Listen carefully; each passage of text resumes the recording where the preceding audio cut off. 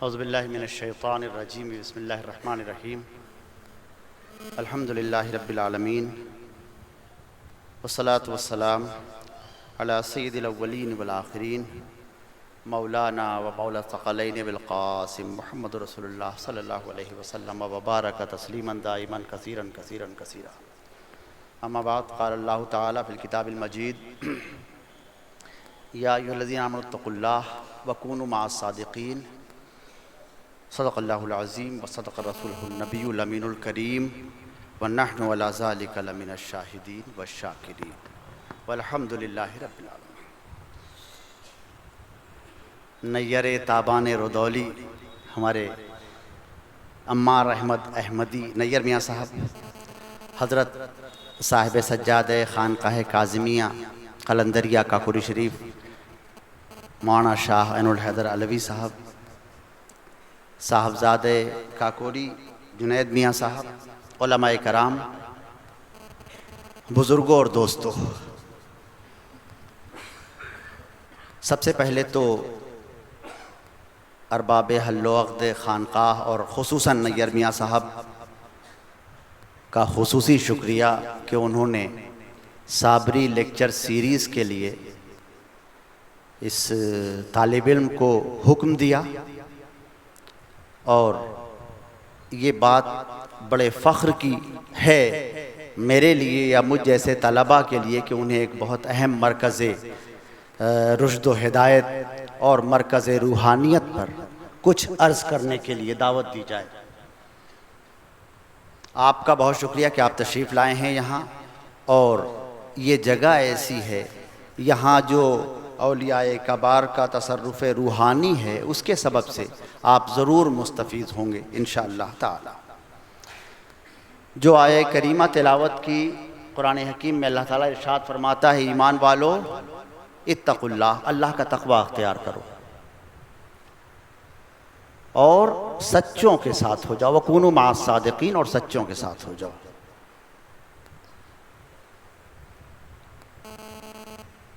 مولا کائنات سے پوچھا گیا کہ صاحبان تقوی کون ہیں، اللہ کا تقوی اختیار کرنے کا مطلب کیا ہے؟ تو آپ نے ارشاد فرمایا کہ تقوی، اللہ کا تقوی اختیار کرنا، ڈرنا۔ تقوی کا مطلب ڈر ہوتا ہے، لیکن جس سے آدمی ڈرتا ہے اس سے دور بھاگتا ہے۔ اللہ کا تقوی، اللہ کے تقوی کا مطلب یہ ہے کہ اس سے ڈرا بھی جائے اور اس سے قریب ہوا جائے۔ یہ جو صاحبان تقوی ہیں، یہ اللہ کا تقوی اس طرح اختیار کرتے ہیں کہ اس کے جو جتنا متقی ہوگا وہ اللہ سے اتنا ہی زیادہ قریب ہوگا۔ ایک اور مثال بہت عام سی ہے، لیکن میں عرض کرتا ہوں کہ تقوی، ڈر، اللہ سے ڈر تو آدمی کسی بھی خطرناک چیز سے ڈرتا ہے، سانپ سے ڈرتے ہیں، طوفان سے ڈرتے ہیں، وبا سے ڈرتے ہیں، بلا سے ڈرتے ہیں، مصائب سے ڈرتے ہیں، رزق کی تنگی سے ڈرتے ہیں، خوفناک چیزوں سے ڈرتے ہیں، جانوروں سے ڈرتے ہیں، اور بچہ ماں سے بھی ڈرتا ہے۔ آپ دیکھ رہے ہیں کہ دونوں میں کتنا فرق ہے، جس سے ڈرتے ہیں اس سے بھاگتے ہیں، لیکن بچہ اپنی ماں سے ڈرتا بھی ہے اور اسی کے قریب جاتا بھی ہے۔ تو ماں سے 70 درجے سے زیادہ محبت اپنے بندوں سے کرنے والا رب جو ہے، اگر اس کا تقوی اختیار کر لیا جائے تو قرینہ یہ ہے، ہونا یہ چاہیے کہ ماں سے جو محبت کی جاتی ہے، ماں کی طرف جس طرح بڑھا جاتا ہے، اس سے 70 گنا درجہ زیادہ طریقے سے اللہ کی طرف بڑھا جائے۔ تو یہ تو ہوا تقوی، وَكُونُوا مَعَ الصَّادِقِينَ، اور سچوں کے ساتھ شامل ہو جاؤ۔ تو سچوں کے ساتھ سچے کہاں ملیں گے ہمیں؟ سچ بولنا تو ایک عام انسانی فطرت ہے، سچ سب کو بولنا چاہیے، لیکن سچ بولنے والوں کا کوئی آئیڈیل ہے؟ تو پھر قرآن حکیم ہی بتائے گا کہ سچ بولنے والوں کا آئیڈیل کون ہے، اور قرآن حکیم ہی طے کرے گا کہ سچ بولنے والا کون ہے۔ اور قرآن حکیم نے بتایا کہ کائنات کے تمام سچوں کا امام 12ویں تاریخ ربیع الاول کو مکہ مکرمہ میں جناب عبد المطلب کے آنگن میں جناب آمنہ کے بطن سے تولد ہوا صلی اللہ علیہ وآلہ وسلم۔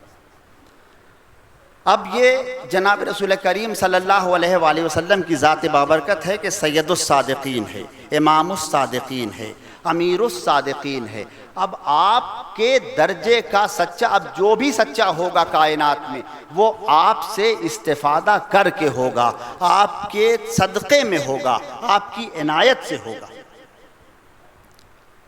جناب رسول کریم صلی اللہ علیہ وآلہ وسلم کی صداقت تو اس درجے کی تھی کہ جو ان کے پیغام کے مخالف، جو ان کے مشن کے مخالف، جو ان کی تعلیمات کے مخالف، جو ان کی جان کے دشمن، وہ بھی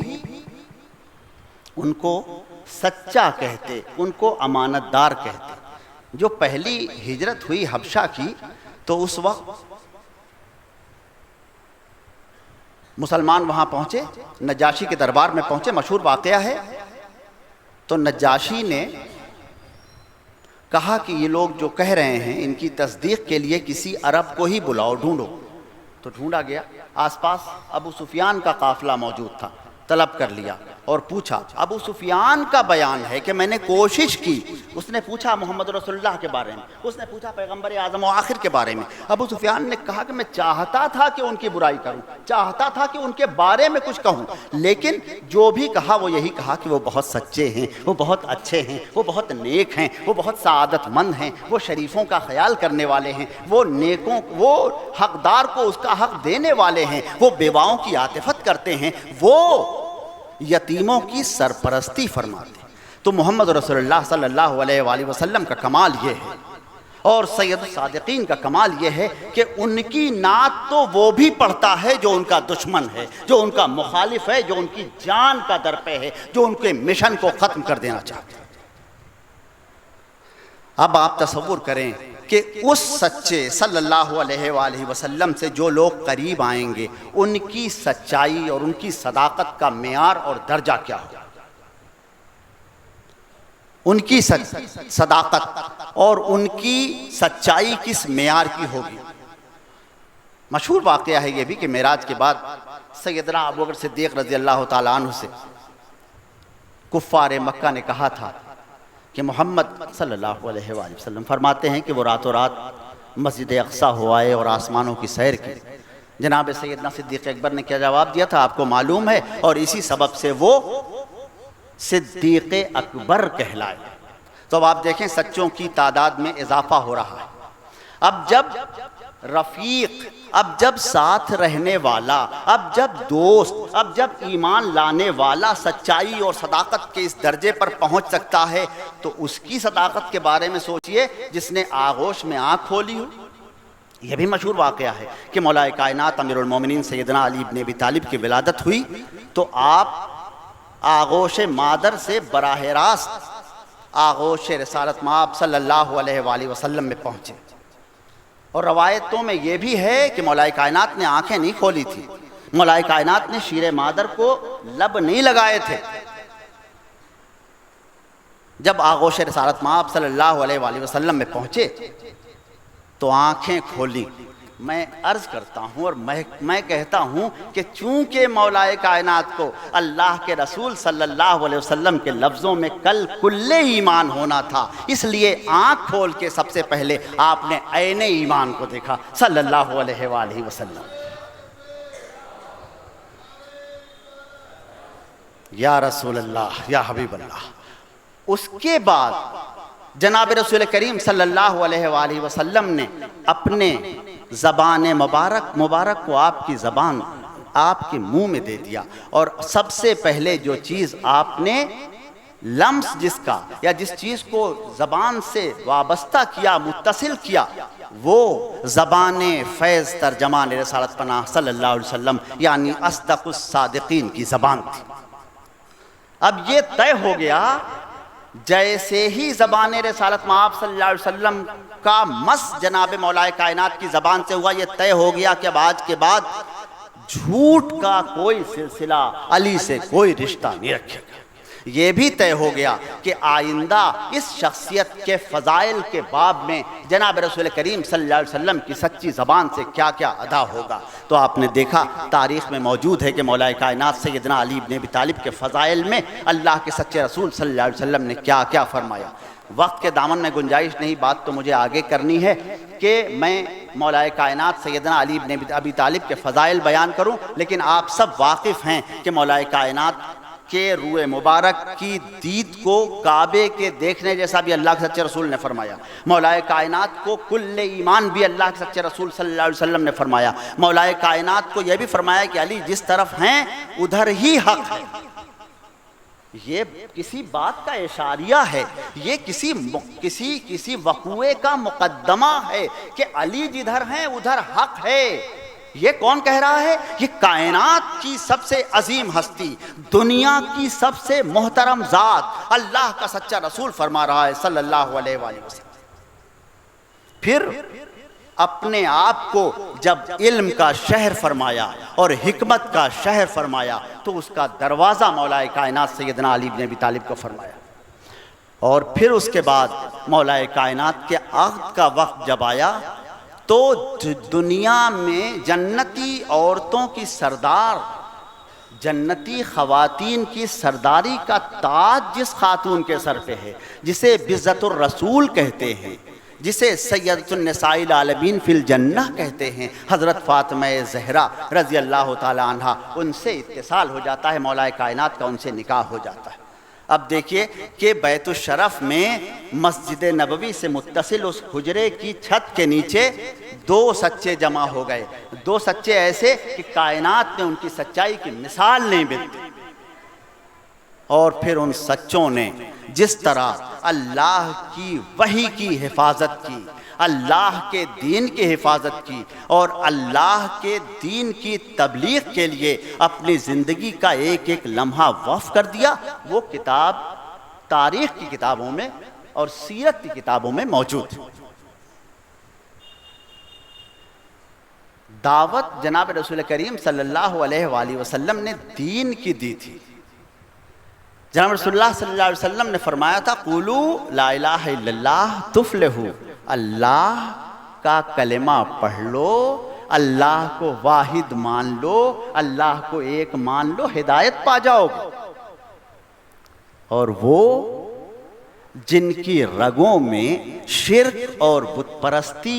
جان کی طرح سرایت کی ہوئی تھی، ان کو یہی بات ناگوار گزری۔ تو اب اس میں کسی خاص طبقے کی بات نہیں ہے، خاندان۔ آپ سوچیں کہ دوسروں کی بات کیا کروں کہ ہاشمی تھا ابو لہب، لیکن جناب رسول اللہ صلی اللہ علیہ وسلم سے اس کو قرابت قریبہ تھی، سگا چچا تھا، لیکن ہدایت نہیں ہوئی، توفیق نہیں ہوئی۔ تو حضرات حمزہ و عباس رضوان اللہ علیہم کے مقابلے وہ ناری ہے، قابل لان ہے، اور پروردگار عالم نے اپنی کتاب ہدایت و حکمت میں اس کے بارے میں تبت یدا ابی لہب کا پورا سورہ موجود ہے، آپ جانتے ہیں۔ اور اس کی بیوی حمالۃ الحطب، دونوں کو نام لے کے برا بھلا کہا گیا۔ تو اب اگر کسی کا نام لے کے اس کی غلطیوں اور جرائم کے سبب سے اسے برا بھلا کہا جائے تو قاعدے سے تو پیشانی پر شکن نہیں آنی چاہیے۔ اب اس کے بعد یہی بات اتنی ناگوار گزری ہے، لا الہ الا اللہ کہہ دینے کا مطالبہ۔ اچھا سب مانتے ہیں، اللہ کے سچے رسول فرماتے ہیں اگر میں تم سے یہ کہوں کہ اس پہاڑ کے پیچھے ایک لشکر جرار موجود ہے جو تمہیں برباد کرنے کے لیے آ رہا ہے، تو تم میری بات مانو گے؟ تو سب کہتے ہیں لبیک، ہم ضرور مانیں گے، آپ نے کبھی آج تک غلط کہا ہی نہیں۔ اور اس کے بعد جو منصب نبوت و رسالت ہے اس سے جب کلام فرمایا تو مذاق اڑانے لگے، کہنے لگے تم نے ہمارا وقت خراب کرنے کے لیے ہمیں بلایا تھا۔ اور بنائے مخاصمت وہیں سے پڑ گئی کہ یہ ہمارے معبودان باطل کو برا کہتے ہیں۔ معبودان باطل تو ہم کہہ رہے ہیں، وہ تو کہتے تھے ہمارے معبودوں کو برا کہتے ہیں۔ سیرت کے واقعات آپ کی نظروں کے سامنے، میں صرف ایک واقعہ عرض کرتا ہوں کہ جناب رسول کائنات صلی اللہ علیہ وآلہ وسلم سیدنا ابی طالب جو عم رسول اللہ ہیں، ان کی سرپرستی میں ہیں، حضرت ابو طالب کو جو اذیت برداشت کرنا پڑی ہے حمایت حق کے سلسلے میں، تاریخ اس کی گواہ۔ جناب ابو طالب کے پاس پورا جو عرب ورلڈ ہے اس کے نمائندے آتے ہیں اور وہ جناب ابو طالب سے کہتے ہیں کہ آپ کا یہ بھتیجا تاریخ میں تو کہتا ہوں سیرت ابن ہشام سے لے کے اور اکبر شاہ خان نجیب آبادی تک کی تاریخ اسلام میں یہ واقعہ یوں ہی درج ہے، یہی الفاظ درج ہیں کہ آپ کا بھتیجا ہمارے معبودوں کو برا کہتا ہے۔ آپ نے غور کیا؟ آپ کا بھتیجا، ابو طالب مخاطب ہیں، جناب ابو طالب سے کہا جا رہا ہے آپ کا بھتیجا ہمارے معبودوں کو برا کہتا ہے۔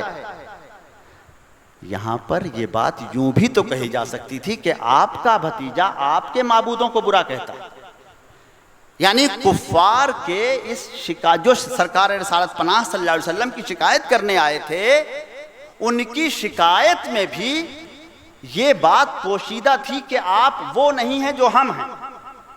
یعنی آپ مشرک نہیں، آپ بت پرست نہیں، وغیرہ وغیرہ وغیرہ۔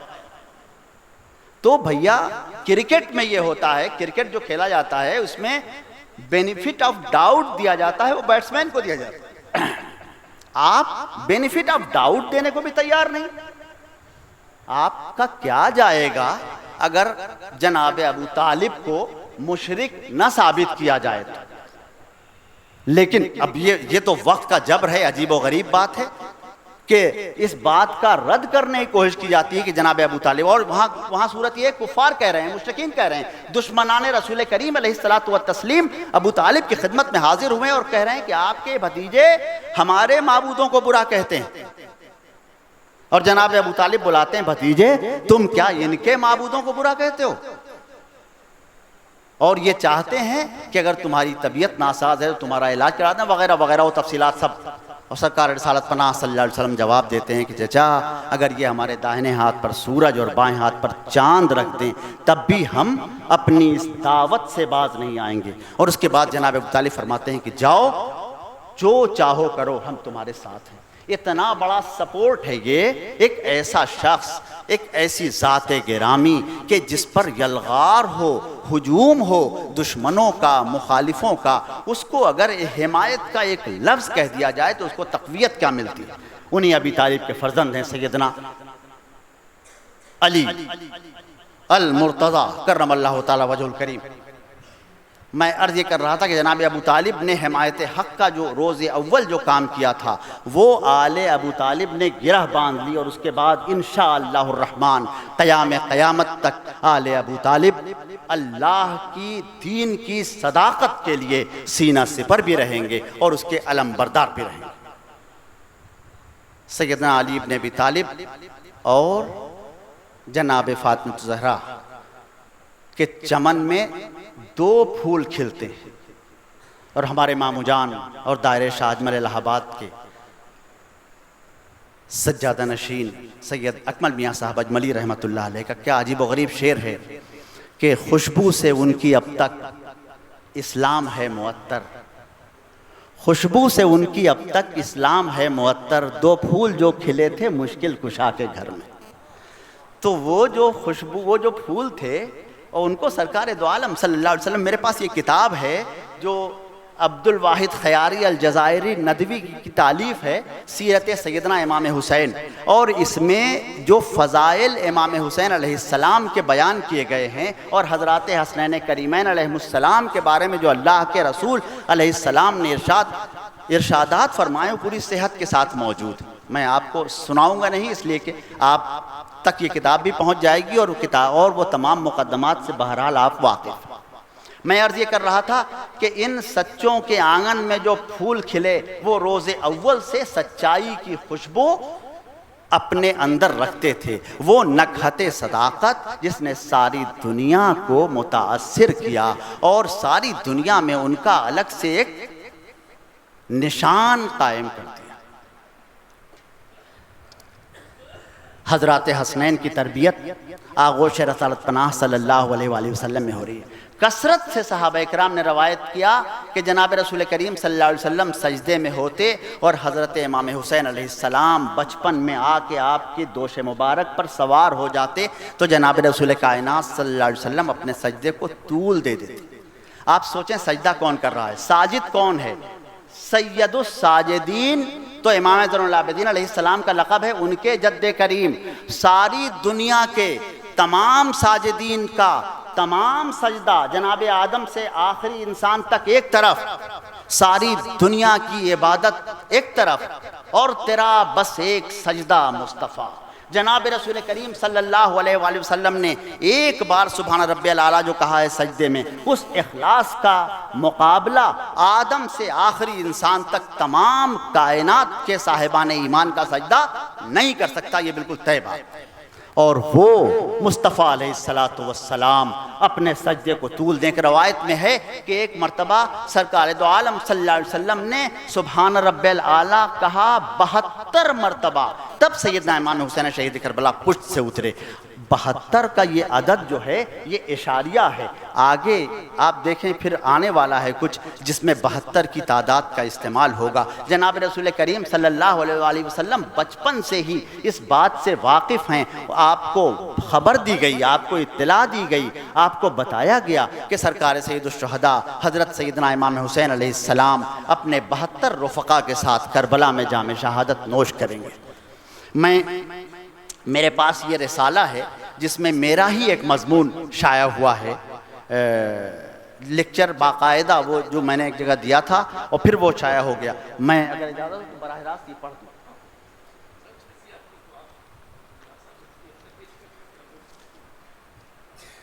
نیر تابان ردولی ہمارے عمار احمد احمدی نیر میاں صاحب، حضرت صاحب سجاد خانقاہ کاظمیہ قلندریہ کاکوری شریف، مولانا شاہ عین الحیدر علوی صاحب، صاحبزادے کاکوری جنید میاں صاحب، علماء کرام، بزرگوں اور دوستوں، سب سے پہلے تو ارباب حل و عقد خانقاہ اور خصوصاً نیر میاں صاحب کا خصوصی شکریہ کہ انہوں نے صابری لیکچر سیریز کے لیے اس طالب علم کو حکم دیا، اور یہ بات بڑے فخر کی ہے میرے لیے یا مجھ جیسے طلباء کے لیے کہ انہیں ایک بہت اہم مرکز رشد و ہدایت اور مرکز روحانیت پر کچھ عرض کرنے کے لیے دعوت دی جائے۔ آپ کا بہت شکریہ کہ آپ تشریف لائے ہیں یہاں، اور یہ جگہ ایسی ہے یہاں جو اولیاء کبار کا تصرف روحانی ہے اس کے سبب سے آپ ضرور مستفید ہوں گے انشاءاللہ تعالی۔ جو آیہ کریمہ تلاوت کی قرآن حکیم میں اللہ تعالیٰ ارشاد فرماتا ہے، ایمان والو اتقوا اللہ، اللہ کا تقوی اختیار کرو اور سچوں کے ساتھ ہو جاؤ، وَكُونُوا مَعَ الصَّادِقِينَ، اور سچوں کے ساتھ ہو جاؤ۔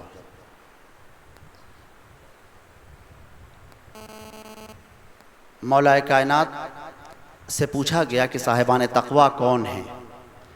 اللہ کا تقوی اختیار کرنے کا مطلب کیا ہے؟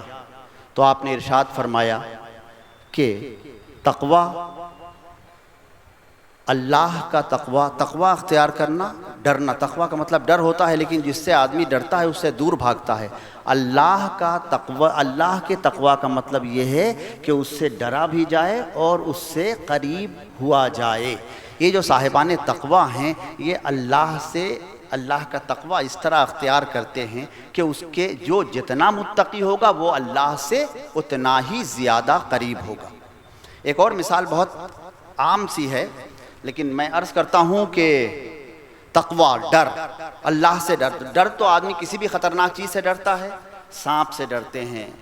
طوفان سے ڈرتے ہیں، وبا سے ڈرتے ہیں، بلا سے ڈرتے ہیں، مصائب سے ڈرتے ہیں، رزق کی تنگی سے ڈرتے ہیں، خوفناک چیزوں سے ڈرتے ہیں، جانوروں سے ڈرتے ہیں، اور بچہ ماں سے بھی ڈرتا ہے۔ آپ دیکھ رہے ہیں کہ دونوں میں کتنا فرق ہے، جس سے ڈرتے ہیں اس سے بھاگتے ہیں، لیکن بچہ اپنی ماں سے ڈرتا بھی ہے اور اسی کے قریب جاتا بھی ہے۔ تو ماں سے 70 درجے سے زیادہ محبت اپنے بندوں سے کرنے والا رب جو ہے، اگر اس کا تقوی اختیار کر لیا جائے تو قرینہ یہ ہے، ہونا یہ چاہیے کہ ماں سے جو محبت کی جاتی ہے، ماں کی طرف جس طرح بڑھا جاتا ہے، اس سے 70 گنا درجہ زیادہ طریقے سے اللہ کی طرف بڑھا جائے۔ تو یہ تو ہوا تقویٰ، وَكُونُوا مَعَ الصَّادِقِينَ، اور سچوں کے ساتھ شامل ہو جاؤ۔ تو سچوں کے ساتھ سچے کہاں ملیں گے ہمیں؟ سچ بولنا تو ایک عام انسانی فطرت ہے، سچ سب کو بولنا چاہیے، لیکن سچ بولنے والوں کا کوئی آئیڈیل ہے؟ تو پھر قرآن حکیم ہی بتائے گا کہ سچ بولنے والوں کا آئیڈیل کون ہے، اور قرآن حکیم ہی طے کرے گا کہ سچ بولنے والا کون ہے۔ اور قرآن حکیم نے بتایا کہ کائنات کے تمام سچوں کا امام 12ویں تاریخ ربیع الاول کو مکہ مکرمہ میں جناب عبد المطلب کے آنگن میں جناب آمنہ کے بطن سے تولد ہوا صلی اللہ علیہ وآلہ وسلم۔ اب یہ جناب رسول کریم صلی اللہ علیہ وآلہ وسلم کی ذات بابرکت ہے کہ سید الصادقین ہے، امام الصادقین ہے، امیر الصادقین ہے۔ اب آپ کے درجے کا سچا، اب جو بھی سچا ہوگا کائنات میں، وہ آپ سے استفادہ کر کے ہوگا، آپ کے صدقے میں ہوگا، آپ کی عنایت سے ہوگا۔ جناب رسول کریم صلی اللہ علیہ وآلہ وسلم کی صداقت تو اس درجے کی تھی کہ جو ان کے پیغام کے مخالف، جو ان کے مشن کے مخالف، جو ان کی تعلیمات کے مخالف، جو ان کی جان کے دشمن، وہ بھی ان کو سچا کہتے، ان کو امانت دار کہتے۔ جو پہلی ہجرت ہوئی حبشہ کی، تو اس وقت مسلمان وہاں پہنچے، نجاشی کے دربار میں پہنچے، مشہور واقعہ ہے۔ تو نجاشی نے کہا کہ یہ لوگ جو کہہ رہے ہیں ان کی تصدیق کے لیے کسی عرب کو ہی بلاؤ، ڈھونڈو۔ تو ڈھونڈا گیا، آس پاس ابو سفیان کا قافلہ موجود تھا، طلب کر لیا اور پوچھا۔ ابو سفیان کا بیان ہے کہ میں نے کوشش کی، اس نے پوچھا محمد رسول اللہ کے بارے میں، اس نے پوچھا پیغمبر اعظم و آخر کے بارے میں۔ ابو سفیان نے کہا کہ میں چاہتا تھا کہ ان کی برائی کروں، چاہتا تھا کہ ان کے بارے میں کچھ کہوں، لیکن جو بھی کہا وہ یہی کہا کہ وہ بہت سچے ہیں، وہ بہت اچھے ہیں، وہ بہت نیک ہیں، وہ بہت سعادت مند ہیں، وہ شریفوں کا خیال کرنے والے ہیں، وہ نیکوں، وہ حقدار کو اس کا حق دینے والے ہیں، وہ بیواؤں کی عاطفت کرتے ہیں، وہ یتیموں کی سرپرستی فرماتے ہیں۔ تو محمد رسول اللہ صلی اللہ علیہ وآلہ وسلم کا کمال یہ ہے، اور سید الصادقین کا کمال یہ ہے کہ ان کی نعت تو وہ بھی پڑھتا ہے جو ان کا دشمن ہے، جو ان کا مخالف ہے، جو ان کی جان کا درپے ہے، جو ان کے مشن کو ختم کر دینا چاہتے ہیں۔ اب آپ تصور کریں کہ اس سچے صلی اللہ علیہ وآلہ وسلم سے جو لوگ قریب آئیں گے، ان کی سچائی اور ان کی صداقت کا معیار اور درجہ کیا ہوگا؟ ان کی صداقت اور ان کی سچائی کس معیار کی ہوگی؟ مشہور واقعہ ہے یہ بھی کہ معراج کے بعد سیدنا ابوبکر صدیق رضی اللہ تعالیٰ عنہ سے کفار مکہ نے کہا تھا کہ محمد صلی اللہ علیہ وآلہ وسلم فرماتے ہیں کہ وہ راتوں رات مسجد اقصیٰ ہو آئے اور آسمانوں کی سیر کی۔ جناب سیدنا صدیق اکبر نے کیا جواب دیا تھا آپ کو معلوم ہے، اور اسی سبب سے وہ صدیق اکبر کہلائے۔ تو اب آپ دیکھیں سچوں کی تعداد میں اضافہ ہو رہا ہے۔ اب جب رفیق، اب جب ساتھ رہنے والا، اب جب دوست، اب جب ایمان لانے والا سچائی اور صداقت کے اس درجے پر پہنچ سکتا ہے، تو اس کی صداقت کے بارے میں سوچئے جس نے آغوش میں آنکھ کھولی ہو۔ یہ بھی مشہور واقعہ ہے کہ مولا کائنات امیر المومنین سیدنا علی بن ابی طالب کی ولادت ہوئی تو آپ آغوش مادر سے براہ راست آغوش رسالت مآب صلی اللہ علیہ وآلہ وسلم میں پہنچے۔ اور روایتوں میں یہ بھی ہے کہ مولا کائنات نے آنکھیں نہیں کھولی تھی، مولا کائنات نے شیر مادر کو لب نہیں لگائے تھے۔ جب آغوش رسالت مآب صلی اللہ علیہ وآلہ وسلم میں پہنچے تو آنکھیں کھولی۔ میں عرض کرتا ہوں اور میں کہتا ہوں کہ چونکہ مولا کائنات کو اللہ کے رسول صلی اللہ علیہ وسلم کے لفظوں میں کل ایمان ہونا تھا، اس لیے آنکھ کھول کے سب سے پہلے آپ نے عین ایمان کو دیکھا صلی اللہ علیہ وآلہ وسلم۔ یا رسول اللہ، یا حبیب اللہ۔ اس کے بعد جناب رسول کریم صلی اللہ علیہ وآلہ وسلم نے اپنے زبان مبارک کو آپ کی زبان آپ کے منہ میں دے دیا، اور سب سے پہلے جو چیز آپ نے لمس جس کا یا جس چیز کو زبان سے وابستہ کیا، متصل کیا، وہ زبان فیض ترجمان رسالت پناہ صلی اللہ علیہ وسلم یعنی اصدق الصادقین کی زبان تھی۔ اب یہ طے ہو گیا، جیسے ہی زبان رسالت مآب صلی اللہ علیہ وسلم کا مس جناب مولا کائنات کی زبان سے ہوا، یہ طے ہو گیا کہ اب آج کے بعد جھوٹ کا کوئی سلسلہ علی سے کوئی رشتہ نہیں رکھے گا۔ یہ بھی طے ہو گیا کہ آئندہ اس شخصیت کے فضائل کے باب میں جناب رسول کریم صلی اللہ علیہ وسلم کی سچی زبان سے کیا کیا ادا ہوگا۔ تو آپ نے دیکھا تاریخ میں موجود ہے کہ مولا کائنات سیدنا علی بن ابی طالب کے فضائل میں اللہ کے سچے رسول صلی اللہ علیہ وسلم نے کیا کیا فرمایا۔ وقت کے دامن میں گنجائش نہیں، بات تو مجھے آگے کرنی ہے کہ میں مولا کائنات سیدنا علی بن ابی طالب کے فضائل بیان کروں، لیکن آپ سب واقف ہیں کہ مولا کائنات کے روئے مبارک کی دید کو کعبے کے دیکھنے جیسا بھی اللہ کے سچے رسول نے فرمایا۔ مولا کائنات کو کل ایمان بھی اللہ کے سچے رسول صلی اللہ علیہ وسلم نے فرمایا۔ مولا کائنات کو یہ بھی فرمایا کہ علی جس طرف ہیں ادھر ہی حق ہے۔ یہ کسی بات کا اشاریہ ہے، یہ کسی وقوعے کا مقدمہ ہے کہ علی جدھر ہیں ادھر حق ہے۔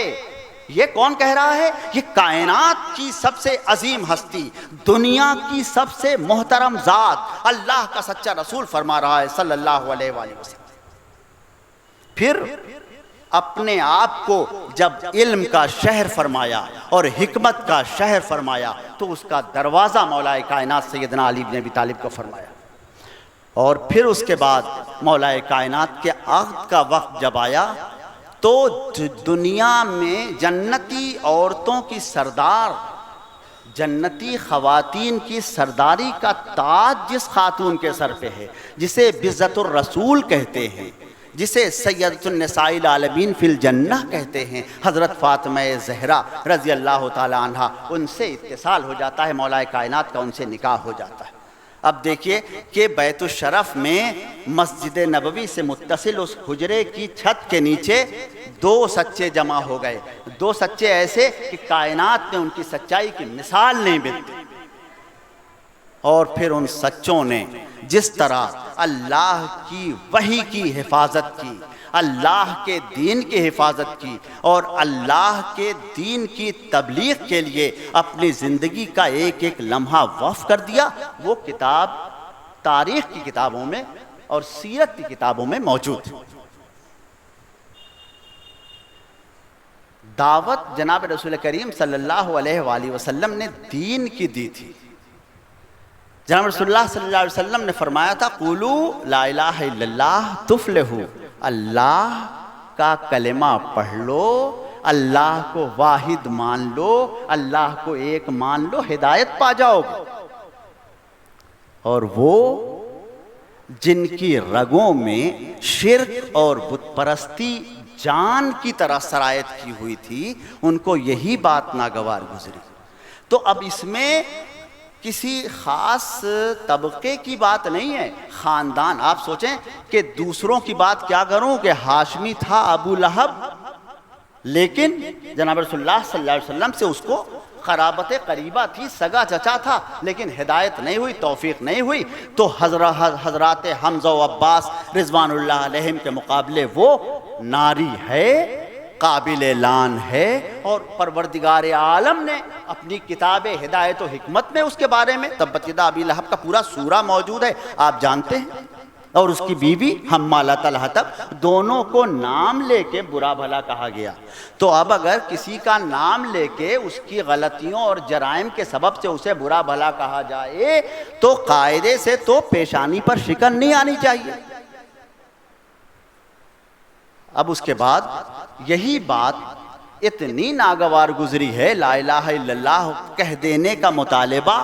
اچھا سب مانتے ہیں، اللہ کے سچے رسول فرماتے ہیں اگر میں تم سے یہ کہوں کہ اس پہاڑ کے پیچھے ایک لشکر جرار موجود ہے جو تمہیں برباد کرنے کے لیے آ رہا ہے تو تم میری بات مانو گے؟ تو سب کہتے ہیں لبیک، ہم ضرور مانیں گے، آپ نے کبھی آج تک غلط کہا ہی نہیں۔ اور اس کے بعد جو منصب نبوت و رسالت ہے اس سے جب کلام فرمایا تو مذاق اڑانے لگے، کہنے لگے تم نے ہمارا وقت خراب کرنے کے لیے ہمیں بلایا تھا، اور بنائے مخاصمت وہیں سے پڑ گئی کہ یہ ہمارے معبودان باطل کو برا کہتے ہیں۔ معبودان باطل تو ہم کہہ رہے ہیں، وہ تو کہتے تھے ہمارے معبودوں کو برا کہتے ہیں۔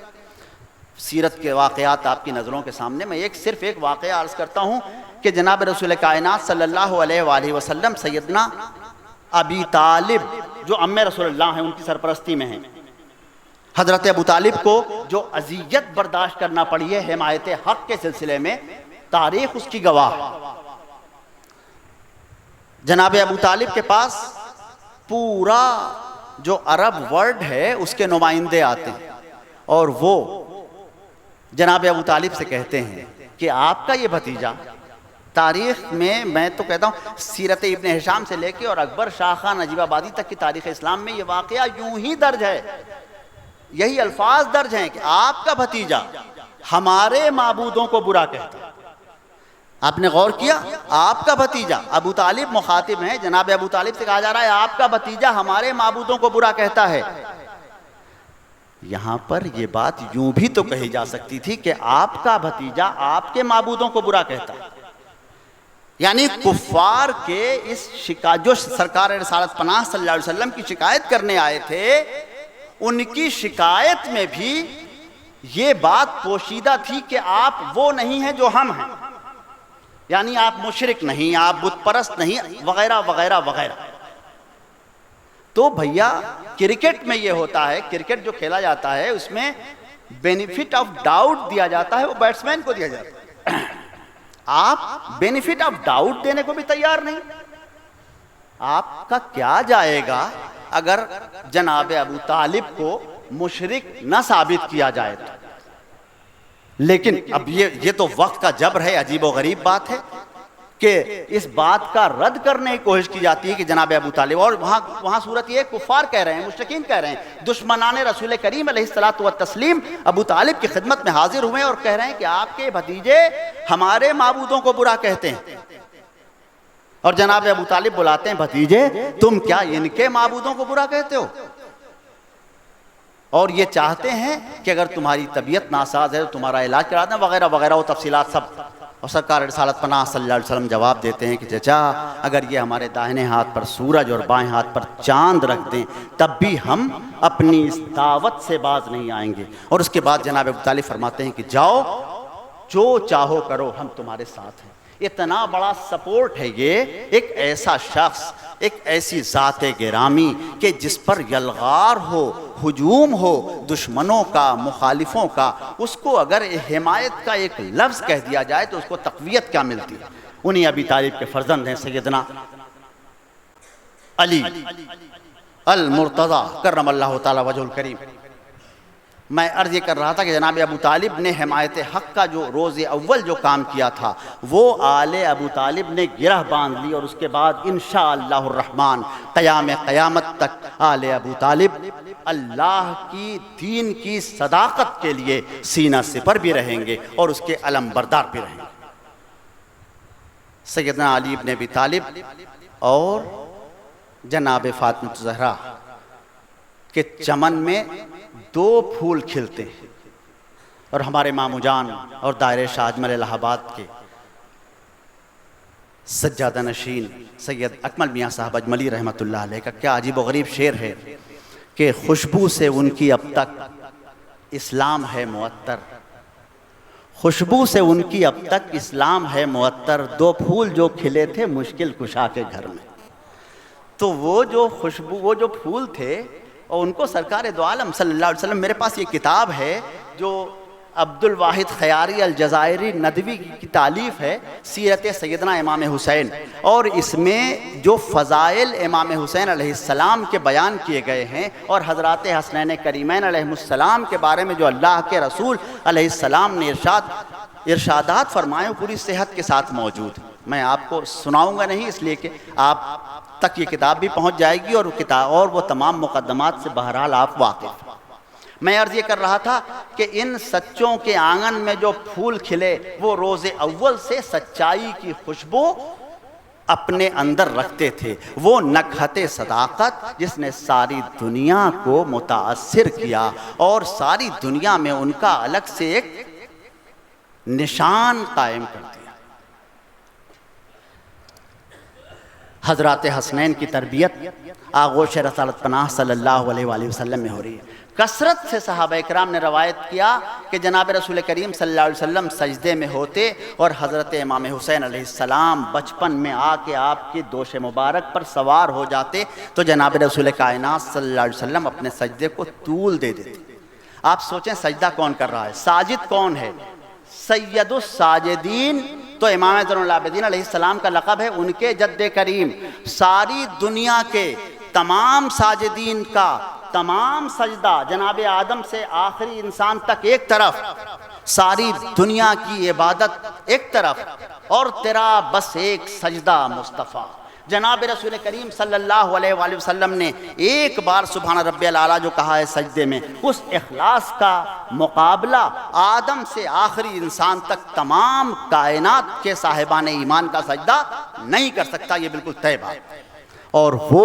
مصطفیٰ علیہ السلام اپنے سجدے کو طول دیں کہ روایت میں ہے کہ ایک مرتبہ سرکار دو عالم صلی اللہ علیہ وسلم نے سبحان رب الاعلیٰ کہا 72 مرتبہ، تب سیدنا امام حسین شہید کربلا پشت سے اترے۔ 72 کا یہ عدد جو ہے یہ اشاریہ ہے، آگے آپ دیکھیں پھر آنے والا ہے کچھ جس میں 72 کی تعداد کا استعمال ہوگا۔ جناب رسول کریم صلی اللہ علیہ وآلہ وسلم بچپن سے ہی اس بات سے واقف ہیں، آپ کو خبر دی گئی، آپ کو اطلاع دی گئی، آپ کو بتایا گیا کہ سرکار سید الشہداء حضرت سیدنا امام حسین علیہ السلام اپنے 72 رفقا کے ساتھ کربلا میں جام شہادت نوش کریں گے۔ میرے پاس یہ رسالہ ہے جس میں میرا ہی ایک مضمون شائع ہوا ہے،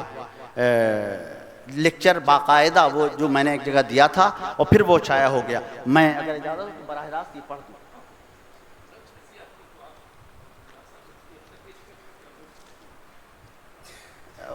عرض کرتا ہوں، واقعات کربلا، پس منظر، پیش منظر اور ما بعد۔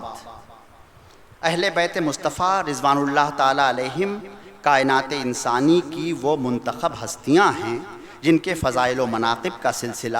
نص قطعی سے شروع ہو کر کتب احادیث، اقوال صلحاء، تحریرات سلف، ملفوظات صاحبان دل سے ہوتا ہوا معاصر صاحبان قلم تک پہنچا ہے۔ چونکہ اس سلسلے کا آغاز خود خالق کائنات نے اپنے لازوال کلام سے فرمایا ہے، اس لیے ذکر کے اس سلسلے کی تکمیل اس روز ہی ممکن ہے جس روز یہ کارخانہ ہست و بود سمیٹ لیا جائے گا۔ اس درمیان میں تاریخ اسلام کوئی عہد یا کوئی ایک زمانہ حکومت یا کوئی ایسا مرحلہ تہذیب پیش کرنے سے قاصر ہے جس میں سلسلہ مناقب اہل بیت رکا ہو۔ سبب اس کا یہ ہے کہ ان مقدس ہستیوں کی خدمات اور قربانیاں بے مثال ہیں۔ اسلام کی حقانیت، پیغمبر اسلام صلی اللہ علیہ وسلم کی ارشادات، آپ کی سنتیں، شعائر اسلام کے استحکام کی جملہ صورتیں اگر آج زندہ ہیں اور ان سے ایمان والے اس طرح وابستہ ہیں کہ ان کی حرمت پر اپنی جان قربان کرنے کا نہ صرف جذبہ رکھتے ہیں بلکہ اس جذبے کا عملی مظاہرہ بھی کرتے رہتے ہیں، تو یہ سب احسان ہے اہل بیت رسالت صلی اللہ علیہ وسلم کا کہ انہوں نے اقامت دین اور حفاظت دین کی راہ میں اپنی قربانیوں سے نشانات امتیاز قائم کر دیے۔ اہل بیت کی قربانیوں پر اللہ کے کلام کی گواہی قیامت تک کے لیے موجود ہے۔ الجواہر المنظم کے حوالے سے علامہ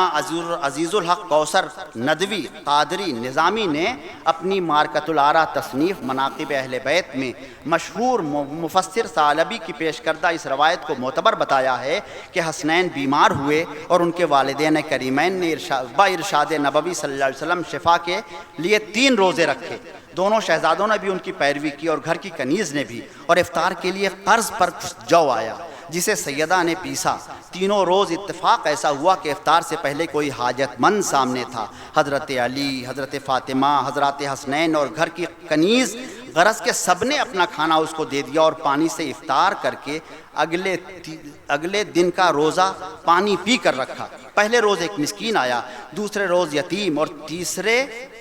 دن اس اسیر، اس واقعے پر یہ آیت نازل ہوئی جس کا ترجمہ ہے اور یہ لوگ اللہ کی محبت میں مسکین، یتیم اور اسیر کو کھانا کھلاتے ہیں۔ یہ شاید اہل بیت کے ذریعے پیش کی گئی اولین اجتماعی قربانی ہے کہ جس پر خالق کائنات گواہ ہے، اور یہ گواہی اس کی مقدس کتاب میں ابد الآباد تک کے لیے رقم ہو گئی ہے۔ کہنے کو تو یہ ایک چھوٹا سا واقعہ ہے، لیکن اصل بات یہ ہے کہ چھوٹا سا واقعہ قربانیوں کے اس فقید المثال سلسلے کا دیباچہ ہے جس کا ایک اہم باب محرم 61 ہجری کے عاشورے کو کربلا میں مکمل ہوا، اور وہاں سے ایک نئے سلسلے کا آغاز ہوا۔ بقول حضرت سید محمد اکمل اجملی رحمۃ اللہ علیہ، سجادہ نشین دائرہ شاہ اجمل الہ آباد، یہ کربلا ہے، 72 چراغ روشن ہیں، بڑھا یہاں سے محبت کا سلسلہ آگے۔ 61 ہجری کا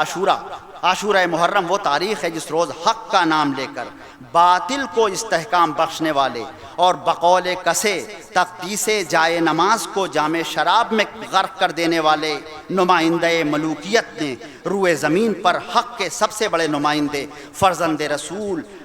سید جوانان جنت حضرت امام حسین علیہ السلام سے مطالبہ بیعت کا جواب نفی میں پا کر قتال کے ناپاک ارادے کو پایۂ تکمیل تک پہنچایا۔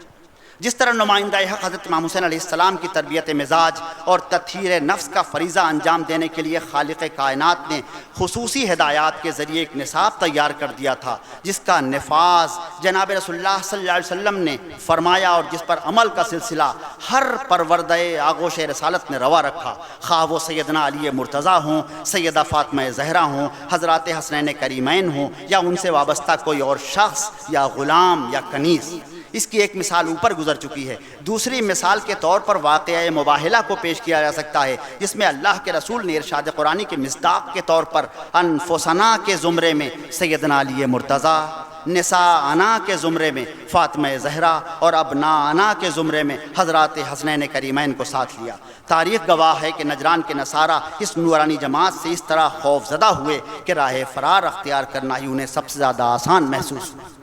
حضرات اہل بیت کی سیرت سے اللہ کی ارشادات اور جناب رسول اللہ صلی اللہ علیہ وسلم کے مشن کو آگے بڑھانے کے سلسلے میں قربانیوں کی مثالیں اور بھی پیش کی جا سکتی ہیں کہ ان افراد خانہ رسالت اور صاحبان شرف و جلالت کی پوری زندگی آیات قرآنی کی عملی تفسیر نظر آتی ہے۔ ان حضرات کی حیات مبارکہ میں ایک ایسا واقعہ پیش کرنے سے بھی تاریخ قاصر نظر آتی ہے جنہوں نے احکام الہی اور ارشادات نبوی صلی اللہ علیہ وسلم پر ذاتی اغراض کو ترجیح دی ہو۔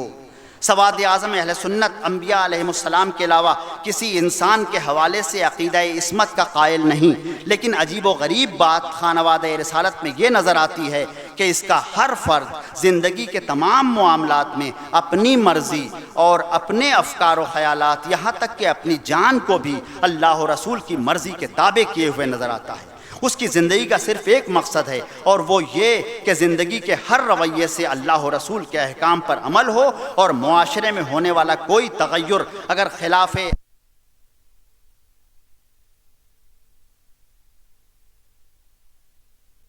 کی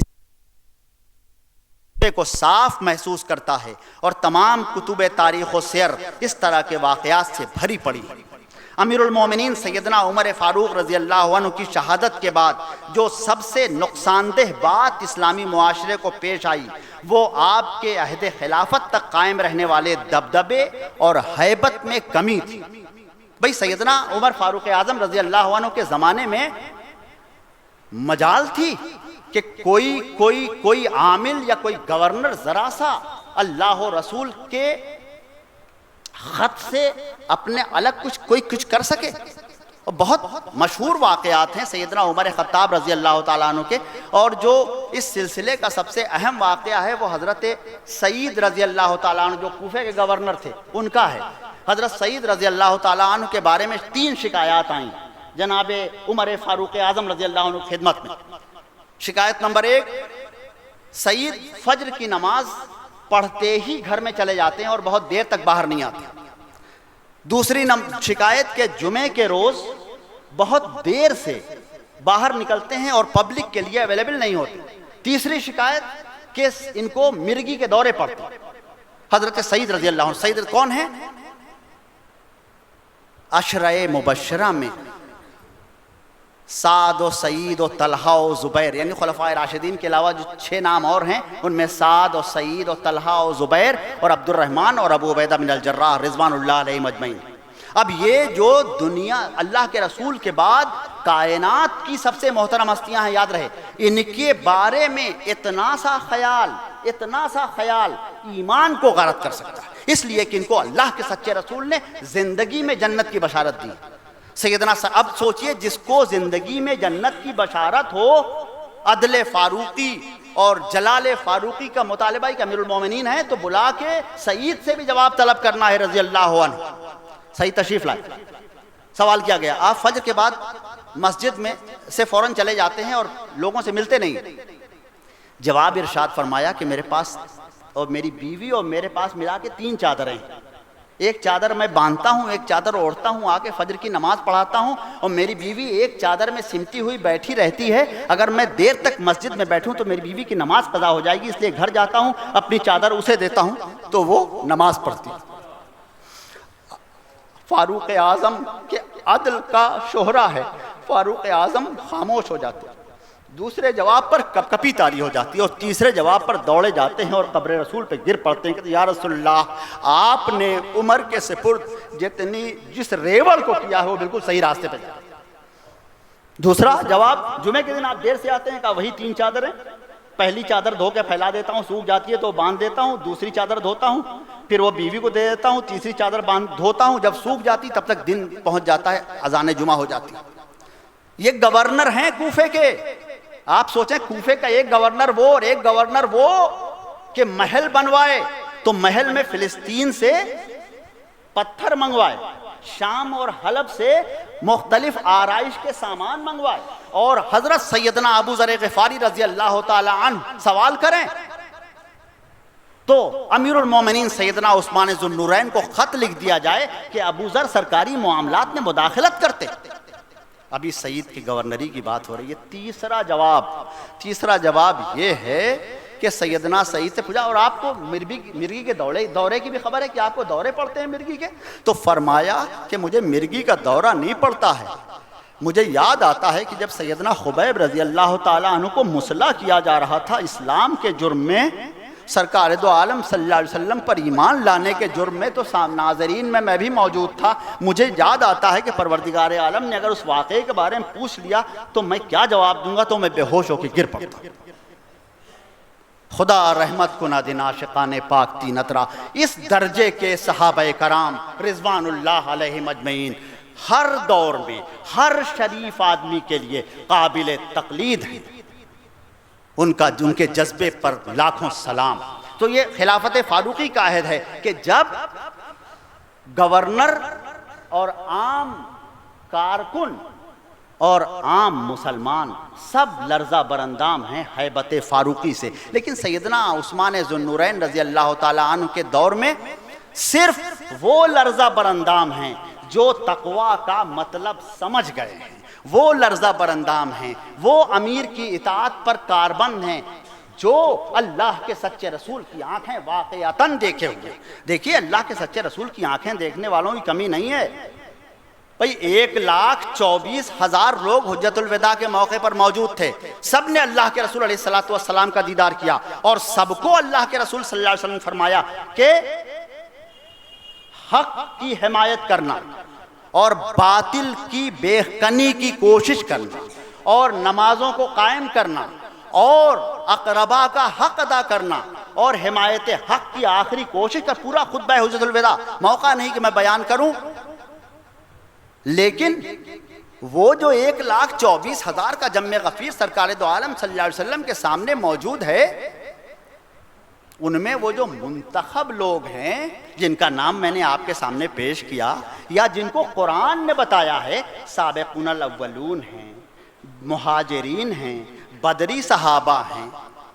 ان کا انصار ہیں، ان کا کوئی مقابلہ کر ہی نہیں سکتا۔ اور آپ کہیں کہ یہ کیا بات آپ کر رہے ہیں، تو میں اس کی دلیل قرآن سے لاؤں گا۔ قرآن حکیم کا 3 پارہ سب نے پڑھا ہے نا، شروع ہی ہوتا ہے تلک الرسل فضلنا بعضهم علی بعض، ان انبیاء میں ہم نے بعض کو بعض پر فضیلت دی۔ تو انبیاء میں جب بعض کو بعض پر فضیلت دی جا سکتی ہے تو غیر انبیاء، جناب رسول کریم صلی اللہ علیہ وآلہ وسلم پر شبانہ روز آپ کے گرد پروانے کی طرح نثار ہونے کو موجود ایک اور ایک جو ہے وہ مکہ مکرمہ میں ڈر کے اسلام لایا، ایک ایسے اسلام لایا کہ عباس ابن عبد المطلب، بھئی ابو سفیان کے بارے میں سب جانتے ہیں نا، اس میں کچھ چھپانے کی بات نہیں ہے۔ ابو سفیان کون ہے؟ ابو سفیان وہ ہے کہ جناب رسول اللہ صلی اللہ علیہ وآلہ وسلم کو چین سے نہیں بیٹھنے دیا۔ بھئی 2 ہجری میں بدر ہو گئی، اور بدر میں جو سردار قریش تھا، مشرکین نے کفار مکہ و مشرکین مکہ کا سردار تھا ابو جہل، وہ فی النار والسقر ہوا، اور اس کے بعد 8 ہجری تک یعنی خندق تک اور فتح مکہ تک جو دشمنی رسالت مآب صلی اللہ علیہ وسلم اور دشمنی اسلام کا جھنڈا رہا ہے، وہ ابو سفیان کے ہاتھ میں رہا، اس میں کوئی کلام نہیں۔ جب خندق کے موقع پر جب وہ گئے ہیں وہاں، تو صاحبزادی ان کی بیٹی خود ہیں ام المومنین سیدہ ام حبیبہ رضی اللہ عنہا، انہوں نے بستر پلٹ دیا تھا کہ یہ رسالت پناہ کا بستر ہے اور تم مشرک ہو، یہاں نہیں بیٹھ سکتے۔ کہا میں تمہارا باپ ہوں، کہا باپ ہوگے لیکن یہ اللہ کے رسول کا بستر۔ تو ایک رویہ یہ ہے موجود۔ سیدنا ابو ذر غفاری رضی اللہ عنہ کا واقعہ میں بیان کر رہا تھا کہ آپ نے محل بن رہا تھا دمشق میں الخضراء نامی، تو کوفے میں تو آپ نے منع کیا اور کہا کہ بھیا اگر آپ اس کو بیت المال سے بنا رہے ہیں تو خیانت کر رہے ہیں، اور اپنے پیسے سے بنا رہے ہیں تو اسراف کر رہے ہیں۔ حضرت ابو ذر غفاری رضی اللہ عنہ کا اپنا نقطہ نظر تھا۔ تو خط لکھا گیا سیدنا عثمان ذو النورین امیر المومنین رضی اللہ عنہ کو کہ ابو ذر سرکاری معاملات میں مداخلت کرتے ہیں، اور امیر المومنین کا خط آیا ابو ذر غفاری رضی اللہ عنہ کو کہ آپ شہر چھوڑ دیجئے اور صحرا کو آباد کر لیجئے۔ آپ صحرا چلے گئے اور صحرا میں ہی آپ کا انتقال ہوا۔ وہ قصہ طولانی ہے، پھر کبھی انشاءاللہ۔ میں صرف یہ بتانا چاہتا تھا کہ ہیبت فاروقی نے بہت سارے لوگوں کو ایک دم سیدھا رکھا تھا، لیکن حضرت سیدنا امیر المومنین فاروق اعظم رضی اللہ عنہ کی شہادت کے بعد جو سب سے نقصان دہ بات اسلامی معاشرے کو پیش آئی، وہ آپ کے عہد خلافت تک قائم رہنے والے دبدبے اور ہیبت میں کمی تھی، جس نے کئی گورنروں اور عمراء کو منمانی کرنے اور ارشاد رسول صلی اللہ علیہ وسلم پر عمل اور تقوی سے دور کر دیا۔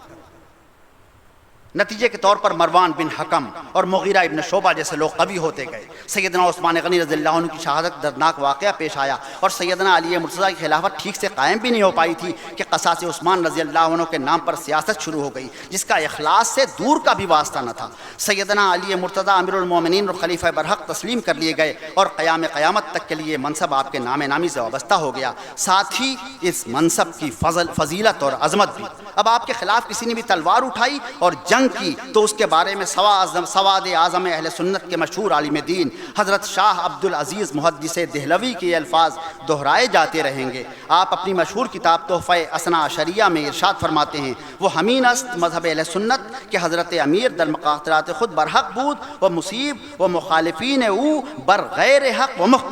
تحفہ اثنا عشری صفحہ 219۔ ترجمہ: اور اہل سنت کا مذہب یہی ہے کہ حضرت امیر المومنین علی کرم اللہ وجہہ اپنی جنگوں میں حق پر بھی تھے اور ثواب پر بھی، اور آپ کے مخالفین ناحق پر تھے اور خطا پر۔ ہمارے نیر میاں صاحب تشریف رکھتے ہیں، ان کا اسم مبارک آپ سب کو معلوم ہے، عمار احمد احمدی۔ عمار جس ذات گرامی کے نام نامی پر آپ کا نام رکھا گیا ہے، ان کے بارے میں اللہ کے رسول علیہ السلام کی جو حدیث ہے اس کو کوئی جھٹلا نہیں سکتا۔ حضرت سیدنا عمار ابن یاسر رضی اللہ عنہ، عجیب و غریب نسبت ہے۔ حضرت بدر کے روز جناب رسول کائنات صلی اللہ علیہ وسلم نے جناب حضرت عمار کا ہاتھ پکڑا، عمار میرے ساتھ آؤ۔ جناب رسول کریم صلی اللہ علیہ وسلم کے مخبر صادق ہونے، جناب رسول اللہ صلی اللہ علیہ وسلم کے علم غیب پر یہ واقعہ دال ہے۔ آؤ عمار، ہاتھ پکڑا، میدان میں لے گئے، کہا دیکھو تمہاری ماں کا قاتل امیہ بن خلف یہاں، اور تمہارے باپ کا قاتل ابو جہل یہاں گرا ہوا ہوگا، اس کے لاشیں یہاں پر گریں گے۔ اور تاریخ کی نگاہوں نے دیکھا کہ اگلے روز جب بدر کا واقعہ پیش آیا ہے تو اسی مقام پر یہ دونوں جو تھے کفار کے سردار، ان کی لاشیں تڑپ رہی تھیں اور وہیں لاشیں گری ہوئی تھیں۔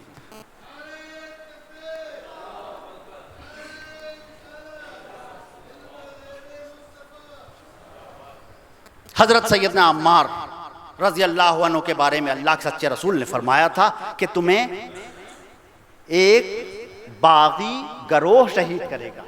اب حضرت سیدنا عمار ابن یاسر رضی اللہ عنہ کی شہادت کی ذمہ داری جس گروہ پر ہے، اس گروہ کو اگر ہم طبقہ صدیق و فاروق و عثمان و علی کے برابر رکھ دیں تو ہم سے بڑا ظالم کوئی نہیں، ہم سے بڑا زیادتی کرنے والا۔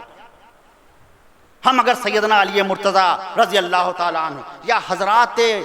عشرہ مبشرہ جن کا نام سعد و سعید و طلحہ و زبیر و عبد الرحمن و ابو عبیدہ یا بلال یا عمار، ان کا مقابلہ بھی اگر کر دیں تو ہم بہت زیادتی کر رہے ہیں، اس لیے کہ وہ لوگ جو ہیں ان کے بارے میں بھی ایک اصطلاح عرب میں اور تاریخ میں موجود ہے، انہیں طلقاء کہا گیا۔ یہ طلقاء کون ہیں؟ یہ طلقاء وہ ہیں جو فتح مکہ کے روز ہاتھ باندھے ہوئے آئے تھے اور پوچھا تھا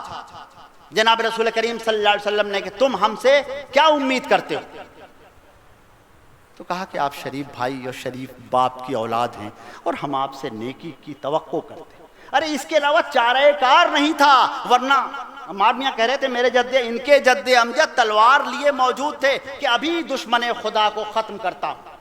وہ تو رحمت للعالمین کے خیمے میں جا کے پناہ مل گئی، ورنہ ابو سفیان کا کام ختم ہو گیا ہوتا اور یہ سلسلہ کربلا ختم ہو گیا ہوتا۔ تو دے دی پناہ۔ خیر، لیکن یہ کربلا کا سلسلہ ختم نہیں ہو سکتا تھا، اس لیے کہ یہ تو ایسا لینڈ مارک ہے کہ یہاں سے اسلام کے شجر کو ایک عجیب و غریب تقویت ملی اور یہ ساری دنیا پر چھا جانے کی پوزیشن میں اس کربلا کے بعد ہی آیا۔ سنت کا مذہب یہی ہے کہ حضرت امیر المومنین علی اپنی جنگوں میں حق پر بھی تھے اور ثواب پر بھی، اور آپ کے مخالفین ناحق پر تھے اور خطا پر۔ بحیثیت خلیفہ راشد اور امیر المومنین سیدنا علی مرتضیٰ کے معاملات عین مرضی خدا اور رسول کے مطابق اور نظام اسلامی کے رواج و نفاذ کی راہ میں بڑھنے والے صائب قدم کی حیثیت رکھتے ہیں، جو ایسے افراد کو کب پسند آ سکتے تھے جن کا مطمح نظر مولا کائنات سے مختلف ہو۔ ایسے لوگوں کو تاریخ اسلام خوارج کے نام سے موسوم کرتی ہے، لیکن مخالفت نظریات و طریقہ مولا کائنات میں صرف خوارج ہی شامل نہیں تھے۔ نتیجے کے طور پر سیدنا علی مرتضیٰ کی شہادت کا واقعہ عین مسجد کوفہ میں پیش آیا اور سیادت اور امارت اور تکمیل خلافت راشدہ کے لیے نواسۂ رسول سیدنا حسن مجتبیٰ علیہ السلام کا انتخاب ہوا۔ آپ جس روز تک خلافت راشدہ کے منصب پر رہے، خلافت علی منہاج النبوت رہی، جس کی کل مدت حدیث رسول صلی اللہ علیہ وسلم کے مطابق 30 سال تھی، اور آپ کی دستبرداری کے بعد وہ ملوکیت میں تبدیل ہو گئی۔ مناقب اہل بیت کے صفحہ 409 پر اشعۃ اللمعات جلد 4 صفحہ 285 کے حوالے سے احمد، ترمذی اور ابو داؤد شریف کی عبارت رقم ہے۔ ترجمہ: خلافت نبوت 30 سال تک رہے گی اور اس کے بعد کاٹ کھانے والی بادشاہت ہوگی۔ امیر المومنین سیدنا حسن مجتبیٰ کی خلافت دستبرداری اصل میں خلافت راشدہ اور خلافت علی منہاج النبوہ کے خاتمے اور بادشاہت و ملوکیت کے آغاز سے عبارت ہے۔ ظاہر سی بات ہے کہ کسی بادشاہ سے وہ مطالبات کیے ہی نہیں جا سکتے جو امیر المومنین اور خلیفہ راشد سے کیے جا سکتے ہیں۔ مثلاً یہ صرف مسجد نبوی میں امیر المومنین سیدنا صدیق اکبر رضی اللہ عنہ کے ذریعے ہی ممکن تھا کہ وہ فرماتے کہ اہل ایمان اگر مجھ میں کوئی کمی دیکھیں تو انہیں حق ہے کہ اپنی تلوار سے اسے دور کر دیں، یا سیدنا عمر فاروق اعظم سے بیت المال کی تقسیم کے تعلق سے برسر ممبر سوال کر لیا جائے کہ آپ 2 کرتوں کے کپڑے سے بنا ایک کرتا کیوں کر استعمال کر سکتے ہیں، اور وہ صاحبان اتقاء ہر وقت خشیت الہی سے لرزتے ہوں۔ لیکن جب خلافت ملوکیت میں تبدیل ہو تو ملوکیت کو سیدنا ابو ذر غفاری رضی اللہ عنہ جیسے کسی جید اور مستند صحابی کا اعتراض ناگوار گزر سکتا ہے جو اس کے عمل سے متعلق۔ اس طرح خلافت راشدہ کے خاتمے کے 20 سال تک اسلامی معاشرہ طرح طرح کے امتحانات سے گزرتا رہا۔ اس درمیان 50 ہجری میں نواسۂ رسول امیر المومنین سیدنا حسن مجتبیٰ کی شہادت کا واقعہ پیش آیا۔ خلافت راشدہ کے اختتام کے بعد بنو امیہ کا زمانہ اقتدار عام طور پر اہل بیت رسالت کے لیے زمانہ امتحانی کہا جا سکتا ہے، اور صرف اہل بیت رسالت نہیں، ہر طرح کے سچوں کے لیے، اس لیے کہ سب سچے جناب مولا کائنات امیر المومنین سیدنا علی بن ابی طالب کی مدح کو اپنا فریضہ سمجھتے تھے اور اسی کی مخالفت تھی۔ لیکن امتحان کے اس دورانیے میں سب سے زیادہ شدت 60 ہجری میں آئی۔ 60 ہجری کا زمانہ وہ ہے جس میں بقول مولانا کوثر نیازی اقتباس، یہ مسلمانوں کے لیے بہت بڑی بلا اور اسلام کے لیے بہت ہی بڑی مصیبت تھی کہ یزید جیسا شرابی، نشے باز، فاسق اور فاجر خلافت رسول کی مسند پر بٹھا دیا گیا۔ یہ واقعہ 60 ہجری کا ہے، جس کی بنا پر یہ سن فتنہ عظیم کا سرچشمہ ہے، اور اسی لیے حدیث میں اس سن سے پناہ مانگنے کی ہدایت فرمائی گئی ہے۔ امام احمد اور امام بزار مسند صحیح حضرت ابو ہریرہ رضی اللہ عنہ سے روایت کرتے ہیں، اور ابو ہریرہ ان مخصوص صحابہ کرام میں ہیں جنہیں حضرت صلی اللہ علیہ وآلہ وسلم نے مسلمانوں کے مستقبل سے باخبر کر دیا تھا۔ مناقب اہل بیت صفحہ 535۔ امام بہقی کی روایت ہے کہ حضرت ابو ہریرہ رضی اللہ تعالیٰ عنہ مدینے کے بازار میں کہا کرتے تھے، یا اللہ میں 60 ہجری کا زمانہ نہ پاؤں، خدایا میں لڑکوں کی حکومت کا زمانہ نہ پاؤں۔ بہوالا خصائص کبریٰ۔ اللہ نے ان کی دعا قبول کی اور 59 ہجری میں ہی ان کا انتقال ہو گیا۔ یزید کی تخت نشینی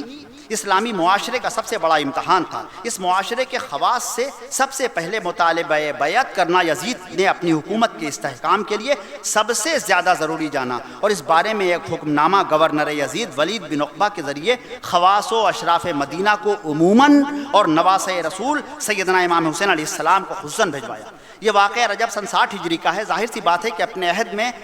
حق کے سب سے بڑے علمبردار اور آیتم من آیات اللہ حسین ابن علی اس مطالبے کو کیوں کر تسلیم کر سکتے تھے، لیکن انکار بیعت یزید کا نتیجہ کیا کیا شکلیں دکھا سکتا تھا یہ بھی نواسۂ رسول علیہ السلام پر خوب واضح تھا، اور یہ قطعی ممکن نہ تھا کہ فرزند رسول کو جیتے جی حرم نبوی کو افواج یزید کے ناپاک قدم پامال کریں اور وہاں اہل بیت کا مقدس خون بہے۔ اللہ کے دین اور اس کے شعار کی حرمت کے لیے حفاظت امام حسین علیہ السلام کا مقصد حیات تھا۔ انکار بیعت فاسق امام حسین علیہ السلام کی ذمہ داری تھی، اور آپ اس سے عہدہ برا بھی ہوئے، لیکن سر دست اس کی قیمت یہ ادا کرنی پڑی کہ مدینۃ الرسول اور شہر دلبر اور آرام گاہ سید کائنات کو سلام آخر کر کے وہاں سے بما خاندان مکہ مکرمہ کے لیے روانہ ہوئے۔ امام حسین کی مدینے سے روانگی کی تاریخ ماہ رجب 60 ہجری کی 28ویں تاریخ ہے۔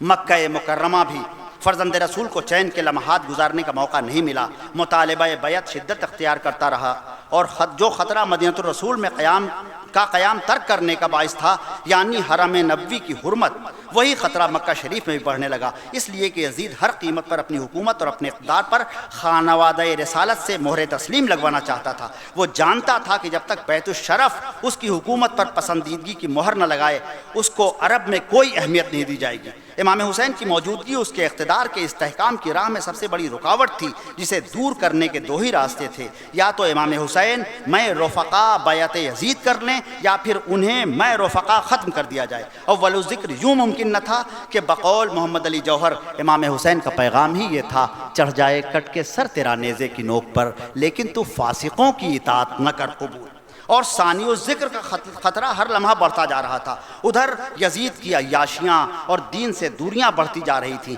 جس کے نتیجے میں عوام میں بے چینی پھیل رہی تھی، خاص طور پر کوفے کے عوام میں، کہ جو مولائے کائنات امیر المومنین سیدنا علی مرتضیٰ کے دور خلافت میں دارالخلافہ بھی رہ چکا تھا۔ وہاں کے لوگوں نے فرزند رسول کو خطوط لکھے اور مطالبہ کیا کہ آپ تشریف لا کر شاعر اسلام کے ساتھ کی جانے والی یزید کی بدسلوکیوں کا قلقمہ کریں، ہم آپ کی بیعت کے لیے تیار ہیں۔ امام حسین نے ان خطوط کے جواب میں اپنے بھائی اور سفیر حضرت مسلم بن عقیل کو کوفے بھیجا، جہاں آپ کے پہنچتے ہی ہزارہا لوگوں نے آپ کے دستے حق پرست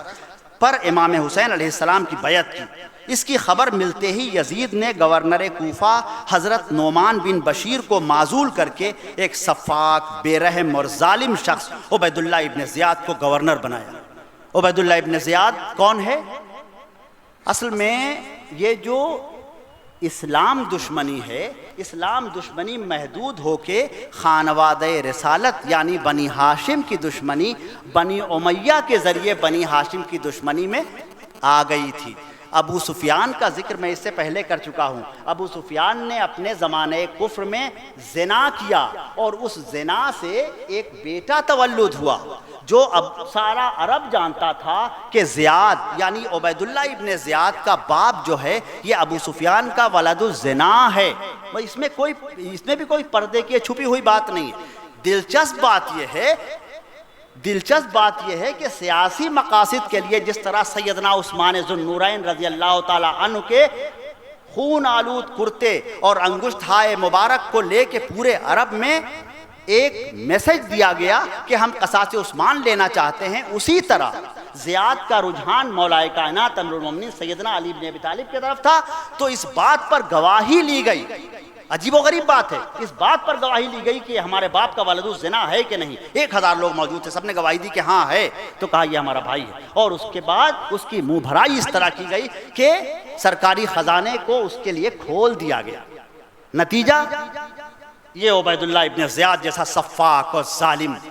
وجود میں آیا، جس نے حضرت نعمان بن بشیر کی جگہ کوفے کے گورنر کا عہدہ سنبھالا، اور اس کے بعد حضرت مسلم بن عقیل کو عبید اللہ ابن زیاد نے بے دردی کے ساتھ شہید کر دیا۔ اس کے بعد جناب امام حسین قیس نامی ایک اور وہ گیا،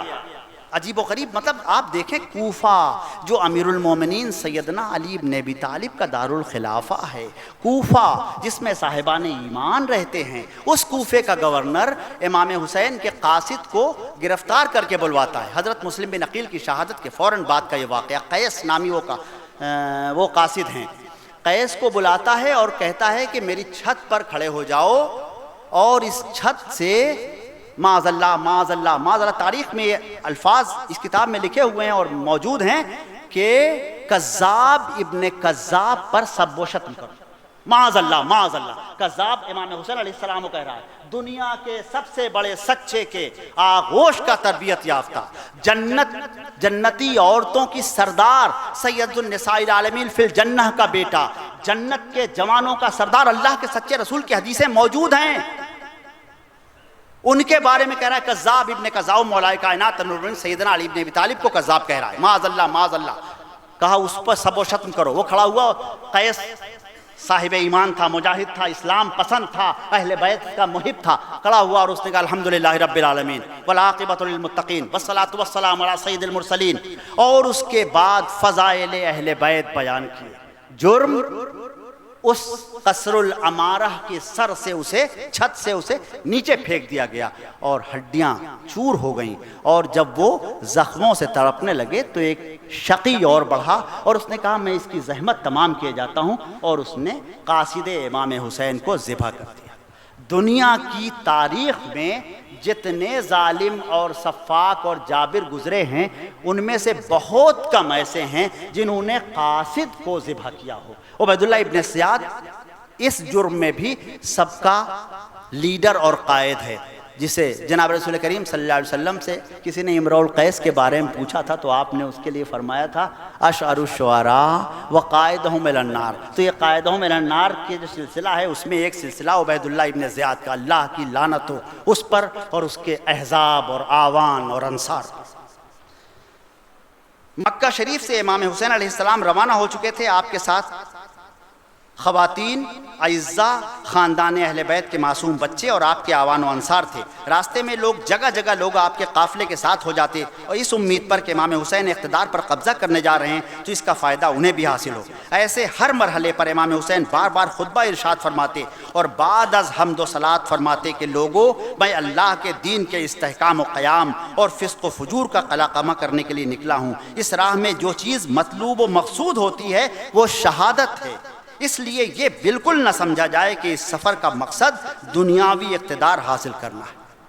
ان خطبات کا نتیجہ یہ ہوا کہ 1-2 منزل کے بعد وہی لوگ ہمراہ رہتے جو اس سفر حسین کا اصل مقصد نہ صرف سمجھتے تھے بلکہ انہوں نے اپنی جانوں کو نائب اللہ فی الارض، فرزند رسول حسین علیہ السلام کے ہاتھوں بیچ رکھا تھا۔ اس راستے ہی میں امام حسین کو کوفے کے تازہ حالات کا علم ہوا، راستے ہی میں آپ کو مسلم بن عقیل اور ان کے دونوں معصوم شہزادوں کی شہادت کی خبر ملی۔ آپ نے انا للہ و انا الیہ راجعون پڑھا اور راہ حق میں آگے قدم بڑھایا۔ راستے ہی میں کئی لوگ ایسے ملے جنہوں نے فرزند رسول کو اس سفر سے باز رکھنے کی بھی کوشش کی، لیکن امام حسین اس سفر کا اصل مقصد ارشاد فرماتے اور اپنے مقصود یعنی شہادت عظمیٰ کی جانب میں آوان و انصار و اہل بیت بڑھتے گئے۔ راستے میں فوج یزید کا ایک رسالہ آپ کی راہ میں حائل ہوا جس کا سردار حر تھا۔ حر بن یزید ریاحی نے بحکم یزید جب آپ کے قافلے کو روکا تو اس وقت حر کے رسالے کی حالت پیاس سے ابتر تھی۔ نواسہ ساقی کوثر نے اپنے افراد خاندان کو حکم دیا کہ حر اور اس کی فوج کو پانی پلایا جائے، یہی نہیں ان کے جانور بھی پیاسے ہیں، انہیں بھی پانی پلایا جائے۔ ظاہر سی بات ہے اسی حکم امام کی تعمیل ہوئی۔ تاریخ بتاتی ہے کہ خود امام علی مقام اپنے دست مبارک سے حر کے رسالے کو پانی پلا رہے تھے۔ اب امام حسین کے قافلے کے ساتھ حر کا رسالہ بھی چل رہا تھا۔ دوسری محرم 61 ہجری کو یہ قافلہ دریائے فرات کے کنارے جس مقام پر پہنچا، تاریخ نے اس کے نام نینوا اور کربلا بیان کیے۔ کربلا ہی وہ مقام ہے جہاں عظیم معرکہ حق و باطل پیش آیا۔ یہاں حضرت امام حسین علیہ السلام نے قیام کرنے اور خیام نصب فرمانے کا حکم دیا۔ آہستہ آہستہ یہاں یزیدی فوج کے مختلف رسالے آتے گئے۔ سنا ابن انس، حرملہ بن کاہل، خولی اور شمر نامی سرداران یزید اپنے اپنے رسالوں کے ساتھ آتے گئے۔ کربلا میں افواج یزیدی کا سربراہ عمر بن سعد تھا۔ عمر بن سعد حضرت سیدنا سعد ابن ابی وقاص رضی اللہ تعالیٰ عنہ کا بیٹا۔ سعد کون؟ وہی جو صحابہ میں عشرہ مبشرہ میں شامل ہونے کی وجہ سے بڑی فضیلت کے حامل۔ سیدنا سعد ابن ابی وقاص رضی اللہ تعالیٰ عنہ نے جناب رسول کریم صلی اللہ علیہ وسلم پر اپنی جان نثار کرنے کے جذبے کے ساتھ احد میں جب تیروں کی بارش ہو رہی تھی تو آپ کے سامنے سینہ سپر ہو کے کھڑے ہو گئے اور تیر چلانے لگے۔ پشت سے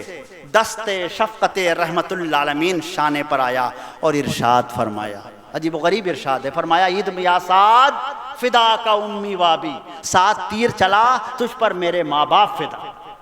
یہ ساری دنیا کے صاحبان ایمان کے ماں باپ جناب رسول اللہ صلی اللہ علیہ وسلم پر فدا، اور اللہ کے رسول سعد ابن ابی وقاص کو یہ عزت بخشا ہے۔ لیکن سعد رضی اللہ تعالیٰ، میں پھر رک کے عرض کرتا ہوں، صحابہ کرام کی فضیلت اور عظمت میں اتنی سی تخفیف ہمیں اپنے مسلک سے فوراً باہر کر سکتی۔ حضرت سیدنا سعد ابن وقاص پر اللہ کی لاکھوں رحمتیں ہوں، لیکن حضرت سیدنا سعد کا جو بیٹا ہے عمر سعد، وہ کربلا کے شقیوں کا سردار ہے، تو اس پر اللہ کی لعنت ہو۔ بالکل ویسے ہی جیسے نوح علیہ السلام کا بیٹا جو کفار میں رہ گیا تھا، اس کو غرق کر دیا اس طوفان نے، اور لوط علیہ السلام کی بیوی جو اس گھر میں موجود تھی اس کو بھی۔ تو اہل اور آل جب تک کہ محفوظ نہ ہوں، جب تک کہ مامون نہ ہوں، جب تک کہ بہتر نہ ہوں، جب تک کہ ان کی تربیت اس طرح نہ کی گئی ہو جس طرح بیت الشرف میں ہو رہی تھی، تب تک کوئی محفوظ نہیں ہے۔ اس لیے سعد ابن ابی وقاص رضی اللہ تعالیٰ عنہ کا یہ ناخلف بیٹا کربلا میں کہ جابروں اور شقیوں کا سردار قرار پایا۔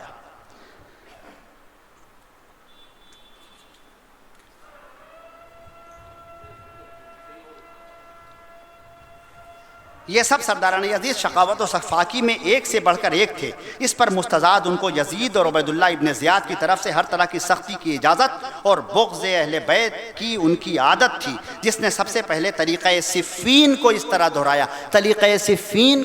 دہرایا کہ خیام حسینی پر دریائے فرات سے پانی کی فراہمی کو معطل کر دیا اور دریا پر پہرے بٹھا کر امام حسین علیہ السلام اور ان کے اعوان و انصار پر پانی بند کر دیا۔ یہ 7ویں محرم 61 ہجری کا واقعہ ہے۔ امام حسین رضی اللہ عنہ جس منصب پر فائز تھے وہ نیابت رسول اور وراثت مولا کائنات کا منصب تھا، جس کا اولین تقاضا تھا کہ امت کو حتی المقدور جہنم سے بچایا جائے۔ یہ کوشش آپ نے آخر تک جاری رکھی۔ اس کے ثبوت کے طور پر طبری، ابن کثیر، ابن اسیر وغیرہ سے لے کر معاصر تاریخ نویسوں تک کے یہاں تواتر کے ساتھ یہ بات ملتی ہے کہ آپ نے افواج یزیدی کے سامنے خطبات ارشاد فرمائے۔ آپ نے حسب روایت اہل بیت خطبات میں حمد و صلات کے بعد اپنے شرف، مرتبے، امر و نواہی کے حوالے سے اسلام کا رویہ، تقوی کے تقاضے اور حمایت حق وغیرہ کی فضیلت بتا کر افواج یزیدی کو جرم عظیم کرنے اور نتیجے کے طور پر جہنم کو اپنا ٹھکانہ بنانے سے بچانے کی ہر ممکن کوشش کی، لیکن ان کے قلوب، سماعتوں اور بصارتوں پر تو مہر لگ چکی تھی۔ بقول حسن احمد صدیقی، یزید کے سبھی کارندے یزید ہی جیسا مزاج رکھتے تھے، پھر غالباً انہیں تو اوپر سے ہدایات بھی یہی تھی کہ نرمی نہ برتی جائے اور جلد از جلد معاملات کو قابو میں کیا جائے، اس لیے وہ بیچارے مجبور بے بس تھے اور انہیں اپنے آقا کی رضا حاصل کرنے کے لیے جانور پن کا ثبوت دینا ہی تھا۔ یہ کتاب ہے شہید کربلا کا دفاع، مکتبہ روحانی دیوبند سے شائع ہوئی۔ سیدنا امام حسین کا یہ سلسلہ خطبات کا سلسلہ 9 محرم تک جاری رہا اور قعر جہنم کی جانب بخوشی اور رضامندی جانے والوں کو روکنے کی کوشش فرماتے رہے، جس کے نتیجے کے طور پر یزید کی فوج کا وہ سردار جو آپ کو سب سے پہلے ملا تھا اور کربلا تک لایا تھا، راہ ثواب پر چل پڑا اور اپنے فرزند اور غلام کے ساتھ صبح شہادت امام حسین سے معافی طلب کر کے سب سے پہلے جام شہادت نوش کرنے والا بن گیا۔ یہ حر بن یزید ریاحی تھا جسے تقدیر نے نہ صرف قعر جہنم سے کھینچ کر مستحق جنت بنا دیا بلکہ سیدنا امام حسین کے 72 رفقا میں شامل کر کے ہمیشہ کے لیے قابل عزت اور سزاوار رحمت اور حضرت حر بنا دیا۔ 9 محرم کا دن گزرنے کے بعد جو رات آئی اسے تاریخ اسلام میں شب عاشورہ کہتے ہیں۔ مورخین نے لکھا ہے کہ اس شب سیدنا امام حسین نے خطبہ ارشاد فرمایا،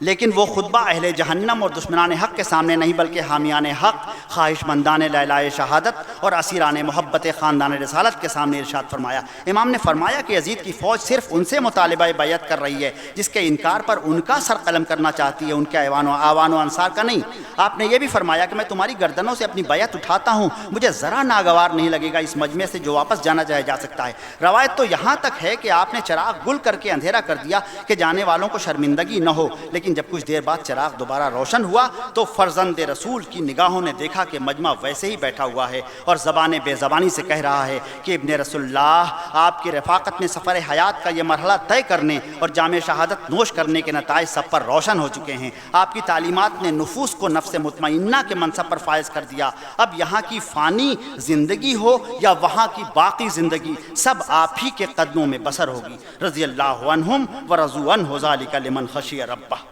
61 ہجری کی عاشورہ محرم کو نماز فجر کے بعد ہی قربانیوں کا غیر معمولی سلسلہ شروع ہوا جو شاید دنیا میں اپنی طرح کا پہلا اور آخری واقعہ ہے۔ میرے محدود مطالعے کے مطابق تاریخ انسانی میں ایسا کوئی واقعہ اور قربانی کی ایسی کوئی مثال نہیں ملتی جس میں ایک شخص نے اپنی جان کی قربانی پیش کرنے سے پہلے اپنے ہر طرح کے متعلق اور ہر رشتے کے عزیز کو راہ خدا میں نذر کیا۔